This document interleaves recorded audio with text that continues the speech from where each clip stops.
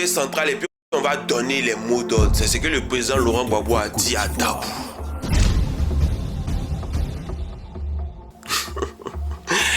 Jusqu'à aujourd'hui, il n'y a pas mot d'ordre. Qu'est-ce qui s'est passé entre cette période-là et jusqu'à aujourd'hui, il n'y a pas de mot d'ordre. Au point même où le président Laurent Gbagbo, au lieu de s'adresser directement à la nation, ils sont passés par une sorte d'interview avec Alain Foucault, dans laquelle le président Laurent Gbagbo dit qu'il n'appelle pas les gens dans la rue, mais qu'il soutient tous ceux qui vont sortir dans les rues. Qu'est-ce qui s'est passé? Aujourd'hui, nous tous, on voit tous ce qui s'est passé. Ou bien, chacun a sa propre approche ou sa propre analyse par rapport à ce qui s'est passé. Tout le monde voit. Tout le monde voit.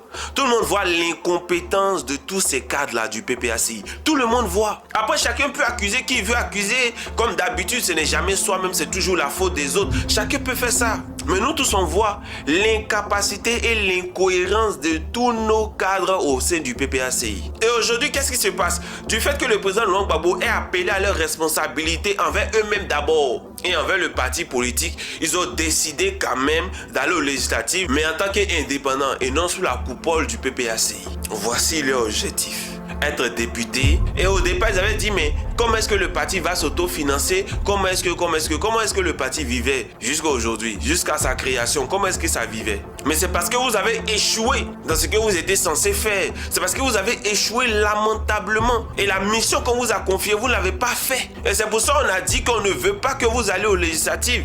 Et qu'au lieu de prendre vos efforts pour aller aux législatives, venez nous trouver dans la rue, on va se battre. La bataille dont vous avez parlé là, venez nous trouver dans la rue, on va se battre. Mais c'est là qu'on comprend pourquoi le président Laurent Gbagbo n'a pas pu lancer le mot d'ordre. Le président Laurent Gbagbo a fait ses batailles. Il était devant le président Félix Houphouët-Boigny.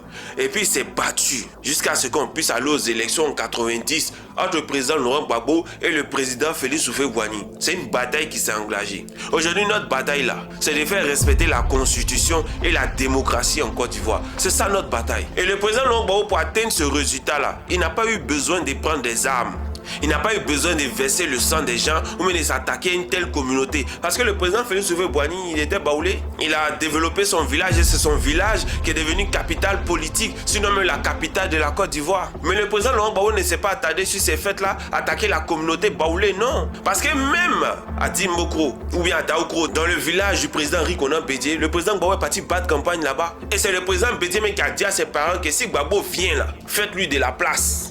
Accueillez-le normalement pour qu'il puisse faire sa campagne normalement à Daoukro. Mais aujourd'hui, qu'est-ce qu'on constate? Nous jeunes, qu'est-ce qu'on constate? Il y a des partis politiques qui ne peuvent pas aller faire meeting au nord. C'est réel, c'est factuel. Mais est-ce qu'au nord là-bas, il n'y a pas des gens qui aiment d'autres partis politiques qui ne sont pas implantés au nord? Si, il y a des adhérents, mais ils ne peuvent pas. Pourquoi? Parce qu'il y a une machination, une sale machination en bas. Donc nous devons nous battre contre ça. Pour que de la même manière qu'un fils du nord peut venir faire campagne au sud, c'est comme ça aussi un fils du sud peut aller être maire ou bien député au nord. Pourquoi pas? Pourquoi pas? Vu que nous sommes dans une république. Donc voici la bataille qui est pour nous. Il faut comprendre que le président Laurent Gbagbo a fait sa part. Et bientôt il part à la retraite. C'est à nous de prendre la relève et de continuer la lutte sans regarder tous ces cadres qui sont tout et tout. Sans les regarder. Parce qu'en vérité, ils ne peuvent rien créer. Ça c'est réel, c'est factuel.